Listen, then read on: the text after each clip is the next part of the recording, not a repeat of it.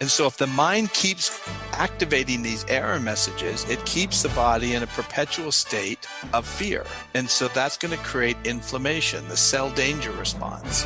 And when that happens, the purpose of that is to pause everything until the danger passes. Because the only thing it's focusing on right now is the danger. Cue music. Places, everybody, places. We're starting in 3, 2. Welcome to the Autoimmune Hour, where we look at the rise of autoimmune disorders. I've brought together top experts that range from doctors, specialists, nutritionists, researchers, and even those recovering from autoimmune to bring you the latest, most up-to-date information about autoimmunity and how to live your life uninterrupted. Thank you for joining us here on the Autoimmune Hour with Sharon Saylor. Always seek sound legal, medical, and or professional advice regarding any problems, conditions, and any of the recommendations you see, hear, or read here on the Autoimmune Hour, Understanding Autoimmune, and Life Interrupted Radio. Now, we don't want you to worry about taking too many notes, so you can join the Autoimmune Hour's Courage Club, and we'll send you the transcripts and show notes from every episode. Sign up now at understandingautoimmune.com. Now, back to your host, Sharon Saylor. Welcome, everyone, to the Autoimmune Hour. I'm Sharon Saylor from SharonSaylor.com, and as always, it's my pleasure to be with you here on another brand new episode. And we have a really great guest. This is one of the topics that I discovered in my journey. Now, I've been understanding this topic for a long time, so it was a fascination of mine before I had a diagnosis. And I had never combined it with my diagnosis. But about 2 years into the Autoimmune Hour, we met Dr. David Clark. You might remember him.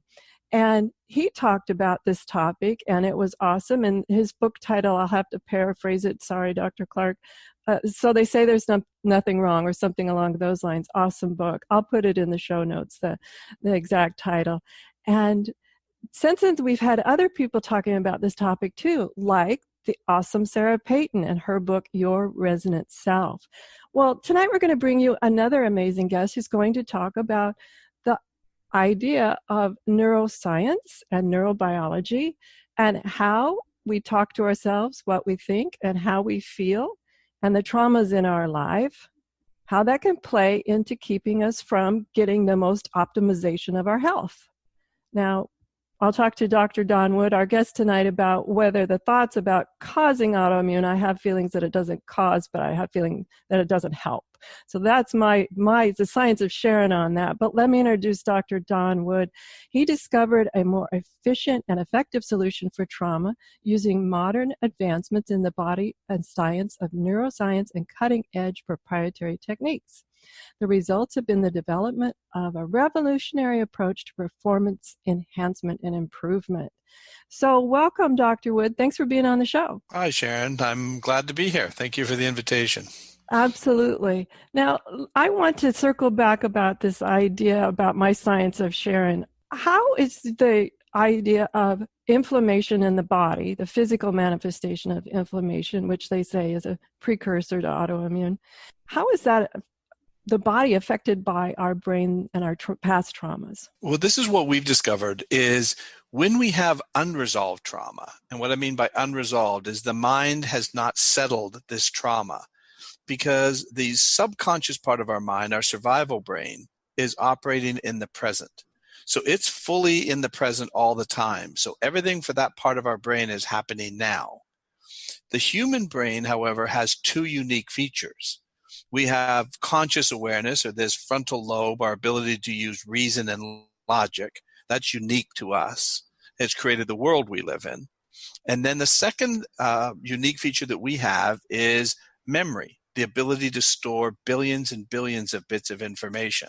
And this is what we've discovered, is that because the subconscious part of our mind, which is survival-based, is operating in the present, when we have unresolved trauma, it continues to use that information being stored in memory as a resource. The problem is that because it's in the present, it activates that memory and thinks the memory is actually happening now. So it creates a physiological response to it, which is fear, anger, whatever the emotion is. Because anytime you have an emotion, a feeling, a sensation, or a thought, your mind is actually calling for an action. So the purpose of fear is to escape a threat. But if you have fear when you think about something that happened 10 years ago, we call that a glitch. It's an error message. Absolutely an error message. Yeah. And so if the mind keeps activating these error messages, it keeps the body in a perpetual state of fear. And so that's going to create inflammation, the cell danger response. And when that happens, the purpose of that is to pause everything until the danger passes, because the only thing it's focusing on right now is the danger. And so that system is designed to protect us. But the looping of the memory keeps us in that perpetual state. And that's what I believe is autoimmune. Yes, I think that overactivation of the entire body system to me is what it combines to be autoimmune. I've never believed that the body actually attacks itself. I don't think this beautiful machine would do that. But it's attacking things that it feels necessary to be repaired. So, or attacking is the wrong word. It's getting in there and doing its thing. But when you were talking about this, about the memory, it really explains something that happened to me not too long ago. I was given this rude statement by a doctor, said, just stop it, you have anxiety. Right. And I looked at him and I said, no, I can get up and speak to hundreds of people in my corporate world. I don't have anxiety. I have situational anxiety. When you give me this medication and I read this long list, including death, list of things, then I get anxiety. Exactly. Is that what we're talking about? Yes, because your system, there was a threat to your survival. So your system automatically activates to protect you. So it's creating a physiological response, which the mind then is using as a response to get an action done. It's trying to get you to do something. So what's it trying to get you to do? It's trying to either escape a threat or attack a threat. But you can't escape it because it's not happening. But your mind doesn't know it's not happening because it's seeing it in the present. That's exactly the way the animal mind works. Everything for an animal is happening now. They don't store memory the way we do. They don't store that explicit detail of events and experiences. Humans do. So animals learn through procedure and repetition. So it's procedural memory. They learn through association. We learn by association, but we also learn by having this data built. And so we got a two-pronged system. They have one. So I always say that a zebra cannot feel fear of a lion unless there's a lion present. Zebras can't imagine lions. Zebras can't remember lions. But if a lion shows up, zebra system is fully engaged and activated automatically. It's designed to do that. We have that exact same system that will activate when there's a threat. However, because we have memory, we keep activating. No animal could do that. So that's creating all the problems that we're having and keeping us in this perpetual state of fear or anger or whatever it is. Well, that explains a lot. Now, I have a question about when you talked about unresolved trauma. And I think many of us can raise our hand and said, we could label at least one trauma in our lives. And maybe we've gone through the process of what we thought was resolving it. And then, lo and behold, there's another layer to that stinky onion. Exactly. It pops right back up again. Do we ever truly resolve trauma, or do we just keep working on it? Well, the current system is designed to teach people to live, manage, and cope with it. And what we're doing is showing that we can eliminate it. So we can eliminate the effects of that trauma by getting the mind to reprocess the way that data has been stored. So as an example, if I asked you what you ate for dinner last night, can you tell me what you ate for dinner? Yes, I had beef stew. Beef stew. So I saw you looked up, right? And you saw pictures, right, of probably what you ate or where you were eating. Mm-hmm. Right. That's how you stored the information about what you ate for dinner last night. No animal could do that. They don't remember eating that. However, because it wasn't threatening or disturbing, it was stored as a fairly low resolution file. And so there'd be no activation because your mind's not feeling threatened when it sees that information. However, when we have a traumatic event, all our senses are heightened: sight, smell, hearing. So how's it going to record that event? I call it high definition. bright, intense.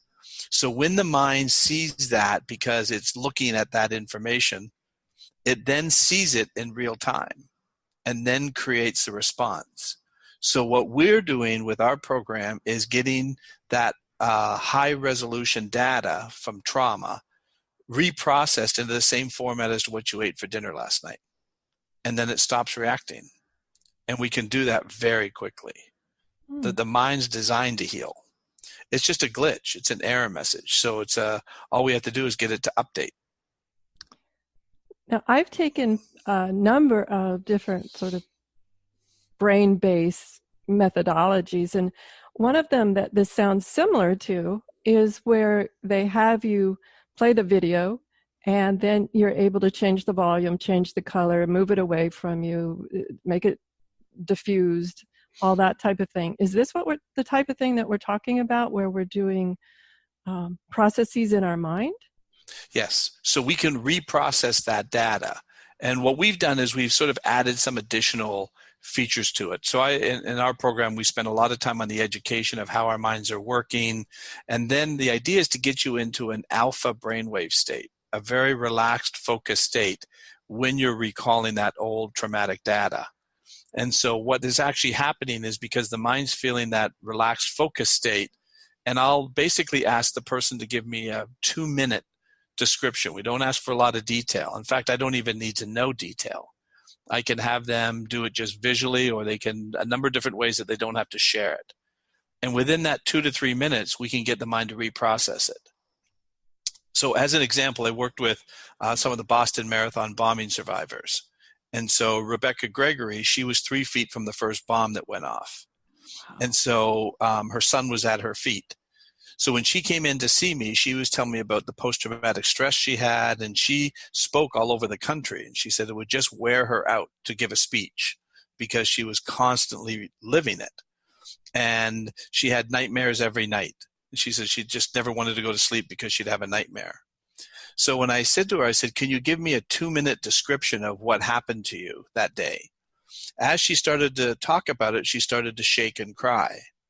And I said, you know why you're shaking and crying right now? And she says, well, because of what happened to me. And I said, correct, but your mind thinks a bomb is about to go off. That's why you're feeling that response. So by the time we finished, she could describe everything that day without any emotion anymore. Now, she's obviously not happy about it, so we're not looking to get her happy about what happened, but we're stopping that response that was creating that dysfunction for her, where she would be crying. So she should be able to talk about it because it's not happening now. It's information about something that happened. Oh, Is that yeah, fascinating. Make sense? Yep. Yeah, fascinating. A question that comes to mind about 2 questions, really. Maybe I'll combine them into one and you can choose.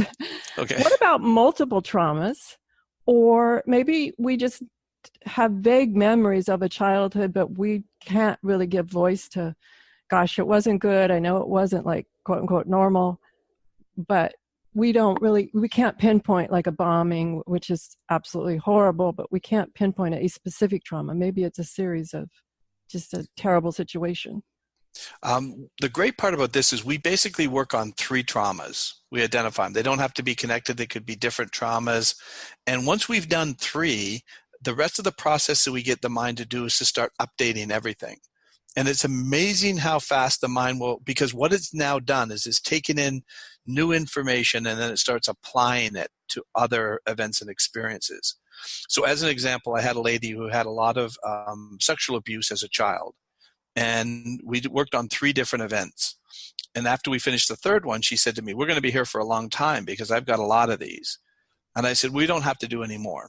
I said, your mind will start updating everything else for you. And she said, well, how does it do that? And I said, it just does. It just applies what it just learned, right? And starts applying it to other events.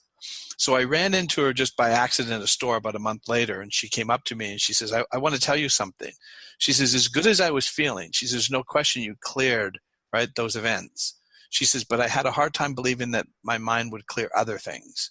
She says, but I was at Universal Studios on the weekend, and I was riding on the escalator with my daughter, and I was looking over the railing. And my daughter said, Mom, look at what you're doing. And she says, I never told you I had a fear of heights. and it's gone. I have no more fear. I went up to the top of the escalator. I looked over the rail and I watched people walking underneath. She's, I could never have done that before, but we never discussed it.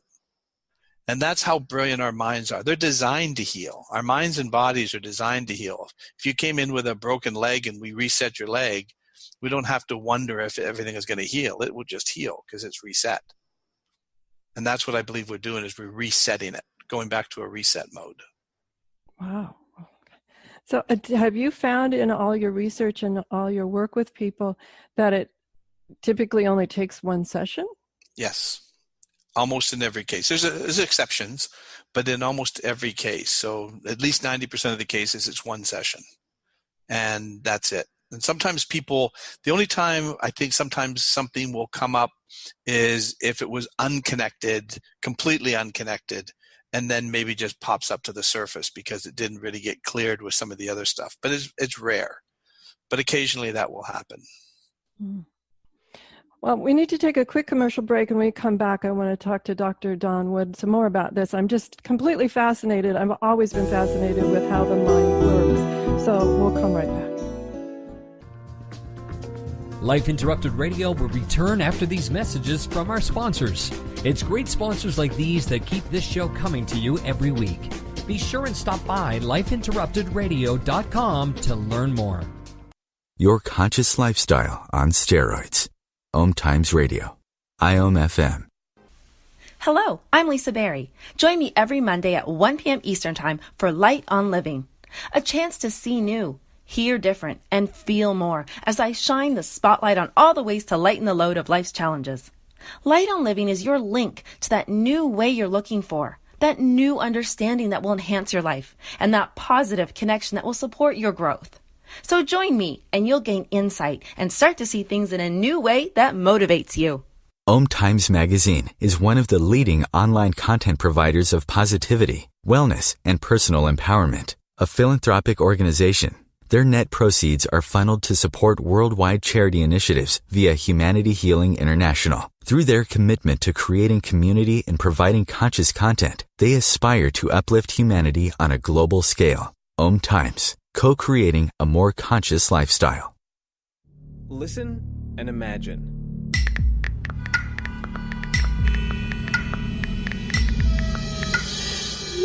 It takes 5 seconds to send a text, and for those 5 seconds, you're driving blind. Life is worth more than a text. Stay alive. Don't text and drive. Visit StopTextStopWrecks.org, a message brought to you by the National Highway Traffic Safety Administration, Project Yellow Light, Noise, and the Ad Council. Hi, this is Sharon, and of course you know me from here on the Autoimmune Hour. Maybe you don't know I'm also an author. My latest book is for kids. It's Pinky Chenille and the Rainbow Hunters, a winner of a 5-star Reader's Favorite review. It's perfect for your early reader and a great bedtime story for your young adventurers. Check it out over at pinkychenille.com. That's PinkyChenille.com. See you there. Welcome back, everyone, to the Autoimmune Hour. I'm Sharon Saylor from SharonSaylor.com, and tonight we're here with Dr. Don Wood from the Inspired Performance Institute. Hopefully I said that right. And we've been talking about trauma and the brain and how the brain works. And you guys, if you've been listening to my show before, you know that I'm a firm believer that past traumas play a lot into inflammation in the body. Dr. Wood, do you have any insights into how the past traumas can not just create the emotional response, like you were saying the story of the woman started crying, so the emotional response, but actually cause inflammation within the body system? Yes, from what we've discovered is that this is what our belief is that because the trauma keeps looping, it's keeping the body, because the response to trauma is inflammation. Inflammation is a pause in the system. It's designed to protect the cells, the integrity of the cells. So the cell actually gets a hardened membrane to protect anything from penetrating it. So it stops anything from getting into the cell, but it's also not letting anything out of the cell. So a lot of the energy, the ATP in the cell, the mitochondria are basically in a freeze mode until the danger passes. When the danger passes, the immune system comes back online. And so what I believe is happening is that because when we have trauma, we're affecting the immune system and the neurotransmitters. And so when they go into that pause, nothing is happening until that danger is eliminated or we've been able to deal with it.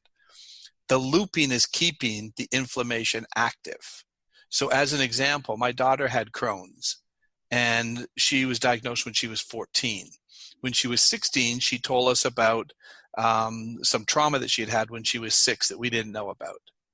And so what they had told us is that we're going to have to change her diet. She's got to get off gluten and dairy, and she's going to have to basically be on steroids for the rest of her life. So we followed that advice because that's what we're being told. She had multiple operations where they had to go in and take out pieces of her intestine and reattach it because it would atrophy.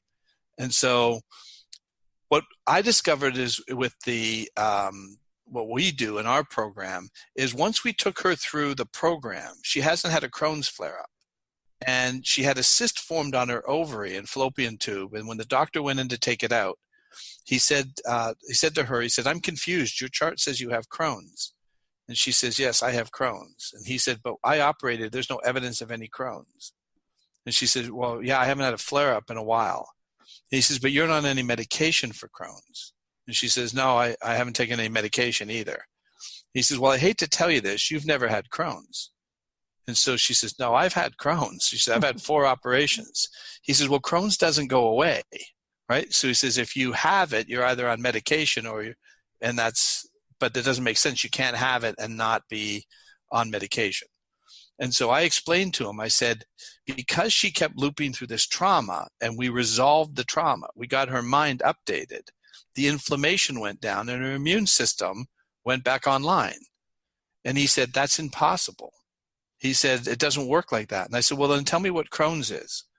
He says, Crohn's is a lifelong debilitating disease with no known cure. And I said, Crohn's is inflammation. When we calmed down the nervous system, the inflammation came down. That's the only thing that makes any sense. And that's what I'm seeing. So I believe that unresolved trauma creates inflammation, which affects the immune system and the neurotransmitters. You resolve the trauma, the system comes back online. It's a pause. So it's almost as if the fight-flight button has been stuck on. Yes. And keeps looping. So my wife had a very traumatic childhood, and so she lived with a very abusive father. So she ended up with Hashimoto's, so her thyroid burnt out because she's constantly in fight or flight mode. And so her cortisol levels, now she doesn't know this, right? She didn't discover this till way too late and obviously before we even had developed this program. So as an example, if I said to her something like, no, I don't like that, she would respond to me with, why are you mad at me? And I would say, honey, I'm not mad at you. Why do you think I'm mad at you? And she says, well, the way you said it sounded like you were getting mad. She had learned as a child to listen so carefully to the way her father spoke so that she could recognize danger. So maybe I had a little change, a little vocal change. Maybe I had a little frustration at something else during the day and I don't even pick up on it. So when I say, no, I don't like that, what she hears is, no, I don't like that. And her system activated. So her heart would be pounding just talking to me about absolutely nothing that had any relevance to what I was saying. But she was constantly using her childhood experiences to reference her own safety now and survival. Does that make sense? Yeah, absolutely. And it makes me think of all the times that what I call triggers, where people, when you get an unintended response, it's like, whoa, what was that about? I guess now I've always done this, but I'm just thinking out loud here about this time of like step back and sort of replay the video of what just happened, because that was obviously a trigger then. Well, exactly. And I would be confused because I'd be saying, I don't understand why, because I grew up in the opposite household. I had a very loving, nurturing, safe home. My parents never argued. There weren't fights in our home. And so she's living in my world. and yet she's still feeling unsafe, even though I'm not producing anything for her to feel unsafe about. So I kept thinking, what am I doing wrong? Why is she not, and then I would get frustrated because I would say, listen, I'm not a robot. I can't speak like a robot.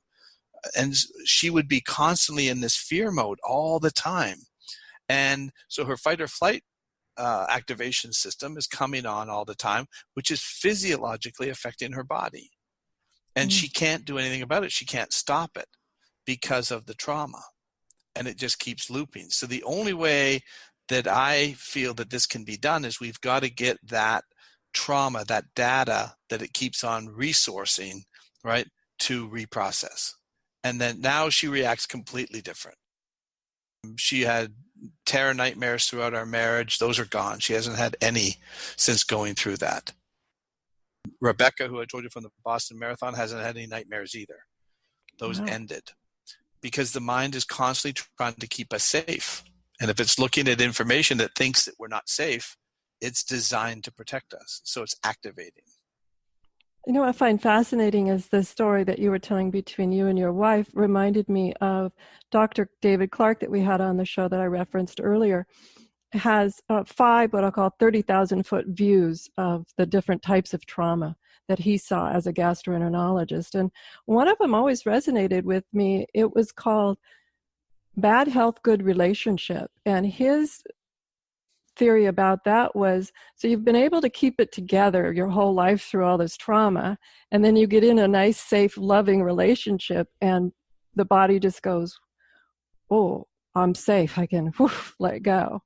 I'm finding some correlations here between this idea of what we think is manifested in our body. And I've found that in the entire 5 years we've been doing this show is how much they're completely connected. And what's frustrating to me, as you mentioned the one doctor about the Crohn's story, is I find that all too common, not only with myself, but also the community here is constantly talking to me about, my doctor says I'm going to be on this or that my whole life, or, that's the way it's going to be, and it's not going to be any different, programming us to this point where we believe that we're helpless to make any changes. Absolutely. And the whole answer is everything comes down to here's medication. And the answer has always been medication, where I believe that the body is designed to heal. The mind is designed to heal. What's interfering with it doing that? And so that's why we called our program a performance program, not a therapy. Because what I always say is what's interfering with your ability to reach that next level of performance. So, for example, we worked with a guy, his name is Marco Cicchetto. Marco is a double amputee, lost both his legs, but he's a potential Olympic hopeful running on those blades. But he was, in order to really compete, he needed to take 15 seconds per mile off of his time. And so he hadn't been able to do that. So they sent him to see me because I said, what we can do is we resolve the trauma. Then the cells, right, the actual mitochondria, the ATP in the cell will become available if that trauma is resolved. After going through our program, the next race he ran 9 days later, he took the 15 seconds per mile off his time. I said, because you have more power now, you have more energy, right? That energy that's being used constantly with the mind using that resource, right, was eliminated. The second race he ran this year after going through the program was the Boston Marathon. And after he ran in that, and he broke the world record for amputees. And I believe that's all because his mind was so clear and stayed present. And then that allows the energy in the cell to become available for use. And so that's what I think happened with my daughter. The reason she had the Crohn's is because that part of her intestinal area was in a freeze standpoint, in a pause until it resolved the trauma.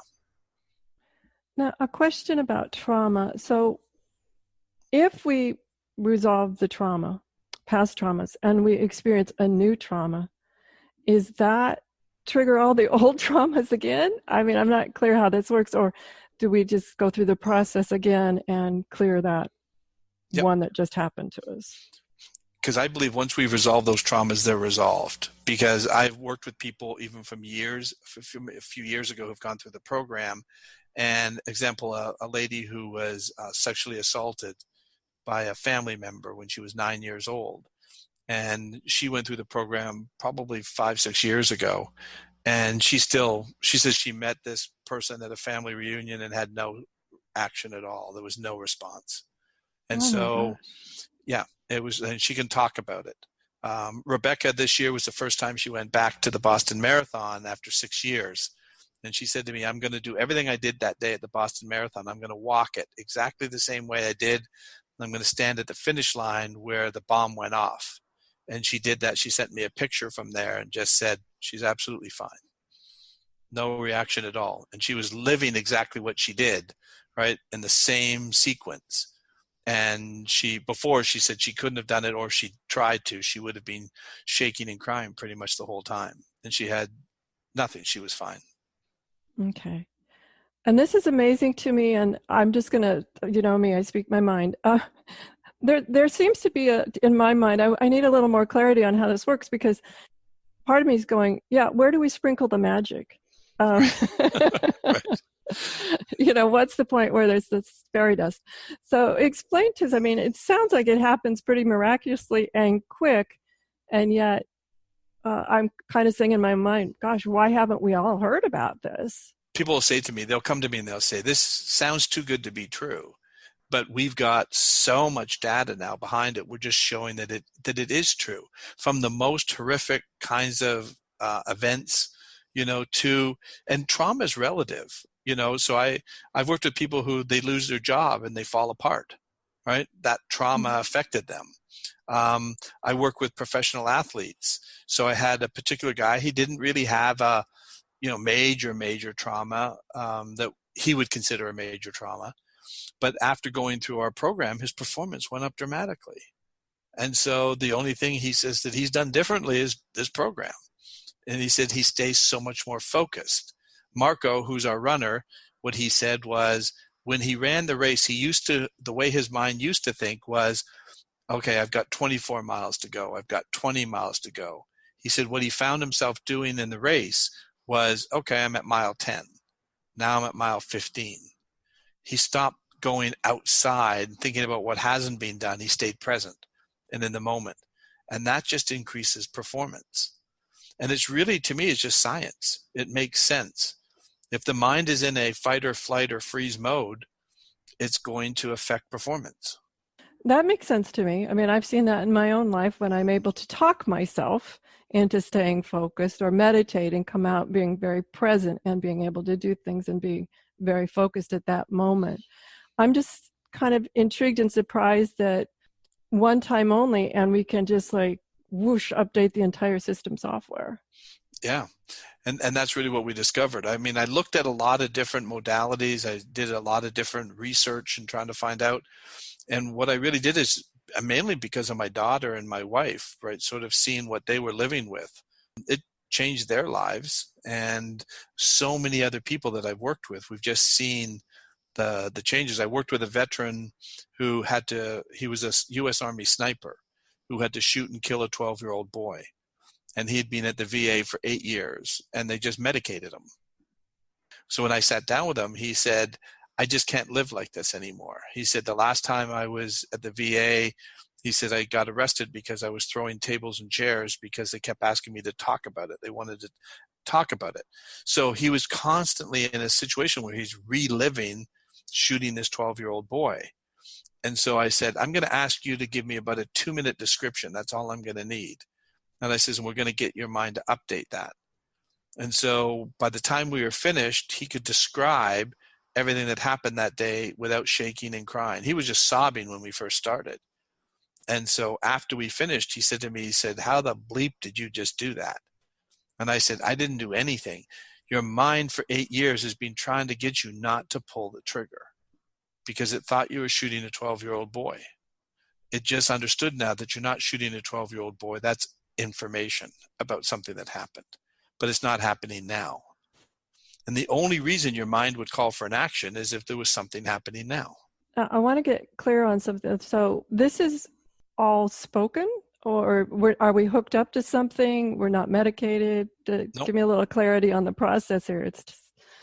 It's basically a 4-hour process. And the reason I want a 4-hour process is because I take you through a series of steps. So it's a building process. The first hour is really spent on education, talking about the mind, how the mind works, why you've been experiencing these things. Because once you understand how the mind is working, it sort of makes sense, right? That your mind is just responding to old information. If we process that old information, it'll stop responding. And I give a lot more of the science. And I talk about the importance of the brainwave states and how I want to get them into an alpha brainwave state to start reprocessing it. And so then we do some exercises to get them into an alpha brainwave state before we start any of the events. Once we establish that state, then I'll say, give me a 2-minute description of what happened, or we can do it just visually, where they don't even tell me what happened, but we get the mind to just see the pictures or the information. And while they're doing that, the techniques that we use just reprocess it. And then once we're finished that, then we do, the next process is to say, okay, now that we've got the mind starting to clear, let's now start building on your highlights, experiences in your life, and your goals and your targets. And then get the mind now, it will always default to survival. Once we clear up the survival threats, now it can focus on performance. And so then we spend, so it's about a total 4-hour process. And then at the end of that, they listen to a series of audios each day for about 28 days that are working on procedural memory, which is the habits, behaviors, what I call codes, because the mind builds codes. And one of the things that we've had a lot of success with as well is addiction. I believe addiction is a code. It's not a disease. That the person had emotional pain or physical pain, and so in order to stop that pain, they took a substance. That solved the problem temporarily. The problem is because they repeated it, they built a code. And the code that they're building it is coming from the survival part of the brain, and that part of the brain is connecting up the substance, whether it's heroin or whatever the drug is, to survival. That's why it won't let it go. And so if your logical, reasonable part of your mind starts saying, we need to stop this, the survival part of the brain will override it. And so what we do is we first fix the memory that created the pain, and then we work on the procedure, and then start building a new code. When you were talking about addiction, what flashed through my mind is an old, I won't call it a trauma, but it's a family trait of, here, have a cookie, you'll feel better. And when I decided to give up sugar, it was traumatic. Yes, absolutely. Well, there's that procedural memory, right? So we build up, and there's where people get into food addictions, right? Because when they were little and they felt bad, they would get ice cream, or they would get candy, or they would get whatever. So they connected up that I feel better when I take something like that. It's an error message. It doesn't really make them feel better. It's just calming them down. Their mind has associated it with feeling good. Yes, absolutely. And we're feeling good here right now about this. I'm just still mesmerized and fascinated by the whole process. And we need to take one last quick commercial break. And when we come back, we're going to talk about what's on the horizon. So we'll be right back. Your conscious lifestyle on steroids. OMTimes Radio. IOM FM.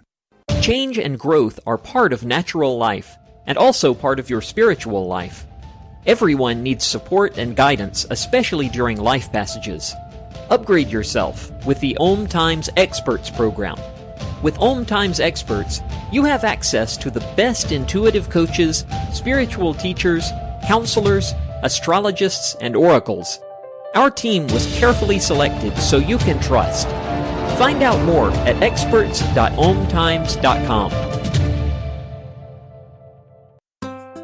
Grab a cup of tea or a glass of wine and tune in for Inspired Conversations with publisher Linda Joy on Tuesdays at 2 p.m. Eastern. Linda creates sacred space for leading female luminaries, empowering authors, heart-centered female entrepreneurs, coaches, and healers.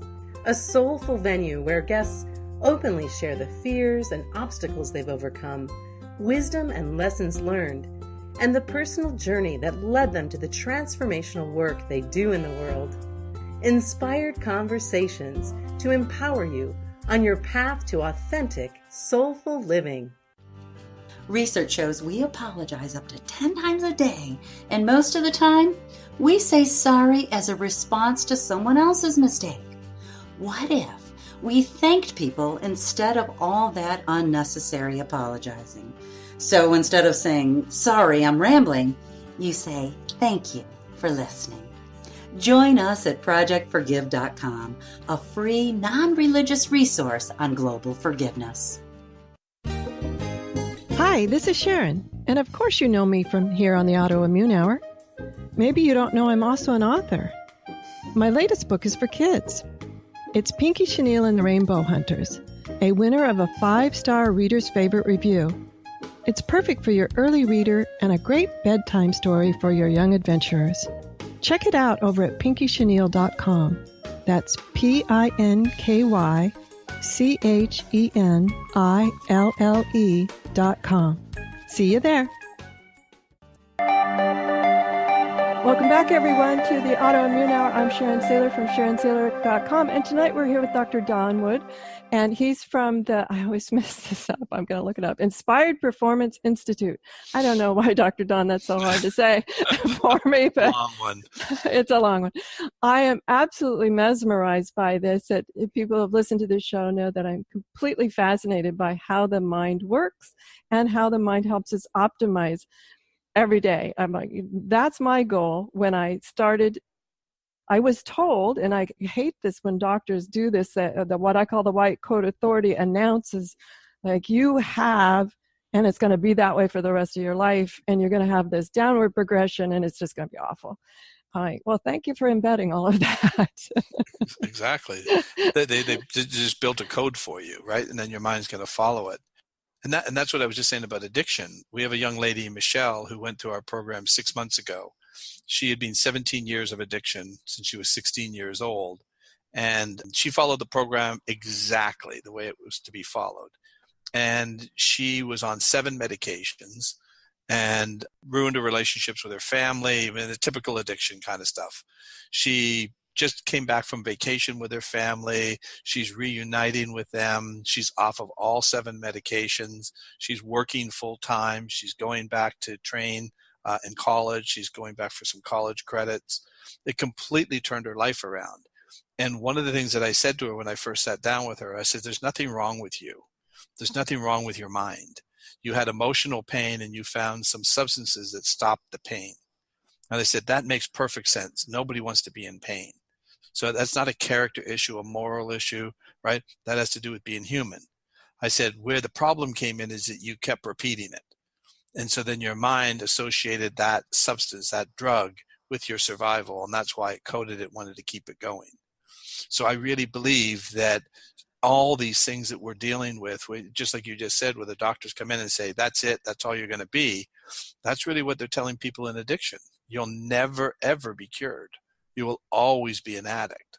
I don't believe that's true. Yeah. And one of my sayings was, I actually got fired by a doctor when I argued the point. I said, no, I don't. When he said, you have, the word have to me is such a dangerous word. I argued with him and I said, okay, look, I can have cockroaches, but that doesn't mean I want them. Nor am I going to keep them. And with you, with your authority in my mind, telling me I have something, you're like tattooing it on me here. And I'm just saying out loud to my mind and everything else that I'm rejecting that software. I'm rejecting that so-called update to the news.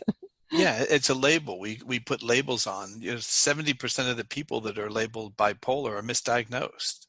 And so what's happening is as soon as you tell somebody that this is what they are, that's what they start believing they are. And if you look at bipolar, what's bipolar? Bipolar is hyperarousal and hypoarousal. I believe that the mind and body are constantly searching for homeostasis, trying to get into balance. And so they overshoot it and undershoot it. And so they're going up and down. And so the only way that they can stop that, and this is what I believe is actually happening, is that when they give them a medication, they're blocking memory. So they're blocking access to the memory, which was keeping them into that active state of fight or flight or depression. And so when they do the blocking, it works and they start to feel better, but they're not solving the problem. They're not getting to the root of the problem. You have to get to the root of the problem and then solve that. And so the labels, I believe, are unfair. I don't believe anybody's anything. We're all built perfectly, right? What's interfering with our staying at that homeostasis level? could be trauma, could be toxins, could be a number of different things. But that's what's interfering. But we're designed to go back into balance. I like that you bring up it could be a number of different things. I think that's part of the problem with autoimmune is it can be very, very complicated. It's not just like get off gluten and your body will magically repair itself. It could be that you're celiac, and that's it. But oftentimes I find that it's not just trauma. It could be an exposure to toxins. It could be allergies, mold, mycotoxin problems. And how does this play into with autoimmune? What I consider each individual has their own unique issues that need to be resolved. And some of them are physical, and obviously some of them are traumatic or mental, emotional, and spiritual. Yeah, and that's why I think we have to take a multifaceted approach, because obviously some of it, from my experience, I've seen a lot of it coming from trauma, but I've also seen some of it coming from mold, for example. One of the other things that we're just working on, I'm working with Dr. Sorchi, we're partners, he's a chiropractor. And one of the things that he's looked at a lot of research, people who are in addiction have an upper cervical issue. And so there's a lot of research into if that part of the spine is out of alignment, it affects the central nervous system. And so if you don't get that adjusted, right, you're going to have that, right, and not even know it and have no idea why. And so the problem is as soon as you go in to the doctor and you explain the symptoms, they're only treating the symptoms. I have this, I feel anxious, I feel whatever, we're going to put you on anti-anxiety medication. Well, what's causing the anxiety? There's got to be something causing it. You know, a lot of it is in the gut, you know, so that if the gut's out of balance, it could be probiotics, help rebalancing the system. There could be a number of different things. So I think you need to take a multifaceted approach. But in my estimation, I've seen almost a vast majority of people with unresolved trauma get relief by getting that taken care of. Wow, that's amazing to me. And as you were talking about chiropractic, and what rang in my mind was, so the trauma is an inflammation to the sympathetic nervous system. And then I'm imagining if you're slightly rotated in your neck somehow, you're putting pressure. So that's another form of trauma. It's not an emotional trauma, it's a physical trauma to the same nervous system. I mean, it all seems to make sense that however it's being irritated, something or all are irritating it. Right. I believe it's just a lot of it's coming down to a dysregulation of the nervous system. And so whether it's physical, emotional, right, that's going to create a problem somewhere. So you need to address all those different areas. And like I said, a lot of them, it's amazing how many, people like Dr. Sorchi was talking about come in with that same, this is what the research is showing, that there's a lot of them coming in with that same cervical problem. So what that's doing is creating pressure on the skull, which is then affecting the nervous system, which is making them feel bad. And the only way they can feel better is to drug themselves. So this is fascinating to me. So what else is on the horizon? We've got our program online. I've also done, this was pretty exciting. I did a 100-person, over 100 people in a group session, did a whole 4-hour session, and was clearing trauma in a group. Whoa, stop. For 100 Yes. people, you're able to walk them through this process. Wow, that's surprising. In one group in 4 hours, and people were amazed how much better they were feeling, how good they were feeling. And so what I do is I do a demonstration with somebody, I bring them up, and nobody has to share any of their information of what the trauma is. They just come up and I take them through the process. Nobody has any idea of what their trauma was, but we clear it. And there's something about, it's really exciting. There's something really exciting about a group because there's like an energy in that room. When you start watching people healing and you start seeing them, right, experience that, there's something very transformative for them. And then they start seeing it, well, if it's working for them, maybe it could work for me. And so I do a couple of demonstrations, then take the whole group through a procedure at the same time. And it's remarkable. So that was very exciting. I did a group of 100 in San Diego. I did a group of 45 down in Brazil. And half of them were being translated too, which added to the complication, but it worked. Fascinating. So, yeah, we had a lady as an example. She came up afterwards, actually about a week later, to one of our people down there, and she said, I have to tell you something. She was an MD, She said, I had a particular trauma in my life, she says, when I was much younger. And she says, anytime I thought about it, I would just cry. She says, after going through that program in that group, she says, I can talk about it now and I don't cry. And she says, that was a miracle to me on how that happened in a group setting. Wow, that's amazing. And just so hopeful that we can, part of my experience in my healing journey, as the audience knows, is, it was, even the healing experience can be rather traumatic. And everything from the grief of the diagnosis all the way through to trying to figure out what's right for me, because I can just reflect on numerous different modalities that I tried. And some worked, some didn't work, some were rather traumatic during the process, some were not. So I can see how it can be a relief just to be able to put it all into its proper process, all into its proper place. As you said, just turning it into information instead of activation. That's fascinating. And one of the things we say is that there's nothing wrong with anybody. There's nothing wrong with anybody's mind. I'm sure you've probably been given diagnoses, you've been given all these kinds of things. What's causing it? Let's go to where that is. And I think that's part of why the program works so well, is because we take all those stigmas away. Say, for the people in addiction, you're not broken, you're not defeated, you don't need to surrender, right? This is something that just happened to you. There's a reason why you got into addiction, right? Let's get that resolved, and then let's work on the code that got built, which is what I believe is addiction, is the code.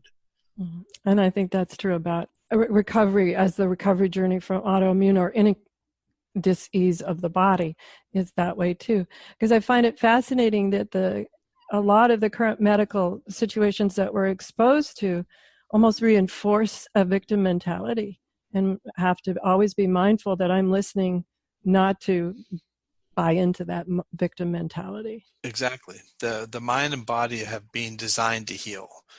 They're supposed to heal. What's interfering with it, right? Well, if the mind believes that it's sick and it's never going to be better, then that's true, right? Doesn't mean it's true, but if the mind believes it's true, it's true. And so what we do is we break that down and just say, you can heal. Let's just get what's interfering with your ability to heal. So not only heal, but even perform. So like I said, when I work with people, we have a lot of experiences with executive CEOs whose performances go up dramatically. One lady, she was a top salesperson in her organization. She tripled her sales. And she didn't have major trauma, but she just really felt like she was not, the way she explained it to me, she says, I really want to be a caring person, but being an executive, a female executive in a male-dominated company, she says, I have to come across as very hard and tough. And she says, but that's not who I am. But she says, I do that role very well, but I really don't want to be that. I want to be who I really am. Once we got all that through and released why she couldn't do that, that was unsafe for her, she was able to do that, and her sales went up. So that's what we're finding is everybody can perform at a better level. Everybody can absolutely heal. Yeah, gosh, this so reminds me of Dr. or Sarah Payton's work, guys. Check in on her past interviews too. And I love that one of the times she shared this thing that I always remember, and I walk through the world now thinking this made me a different person, is that we all have this radar going around constantly asking two questions: am I safe and do I matter? And right. That really profoundly changed the way I walk through the world. We just have like 4 or 5 minutes left here, Dr. Dawn. Share with us where we can find out more information and be able to work with you, and a little bit about your book. I was so fascinated here, I didn't even have a chance to get to your book about You Must Be Out of Your Mind. Yeah, I wrote the book really based on developing this program and sort of how I developed it and why I developed it. And it really talks about it. The reason I say you must be out of your mind is really to sort of take light of the way your mind is working right now. Let's get out of that situation. Let's get out of that state. You can set it up differently. And so the book really talks about how the pharmaceutical industry has really taken over the medical industry since the 60s, right? It's the go-to every single time. And yet what we're proving now is that we don't need to. Michelle is a great example. She was on 7 medications, given all kinds of diagnosis. She is living her life now the way she wants to live her life.